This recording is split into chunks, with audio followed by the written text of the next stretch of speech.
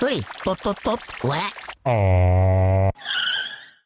เฮ้ยข้างหน้ามีด่านเราจะทำยังไงกันดีวะขึ้นไปต่อเราต้องเสร็จแน่ไม่ต้องห่วงหามีวิธีนี่ด่านใช่ไหมนี่เราก็เข้าไปทางแบงคอกอีกด้วยสิวะเราก็อ้อมเข้าแบงคอกซะด้วยแล้วเราก็ไปเลี้ยวตรงแบงเฟียวแล้วเราก็ไปแบงดีละ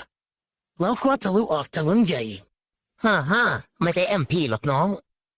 จะอีกจะไปไหนกันจ๊ะ อืมมันมาดักอยู่ตรงนี้สวยแล้วพวกเรา ขอบตาดำชิวนะรูปหล่อ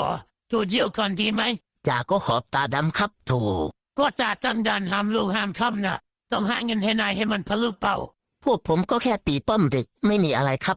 เอาละหมวกกันน็อกก็ไม่ใส่ปรับคนละ6,000บางคนก็ไม่มีปรับ30,000ป้ายทะเบียนไม่ติด120,000แต่ตกไม่ใส่78,000โทษดัง250,000และก็อีกบลาบลาบลารวมแล้วเบ็ดเสร็จต้องจ่ายค่าปรับ589,000 บาท โอ้โหขายนามาจ่ายก็ไม่พอ ผมขโมยเงินแม่มาได้200นี่ครับ เอาไหม ไม่ได้ ถ้าไม่มีก็ต้องไปโรงพัก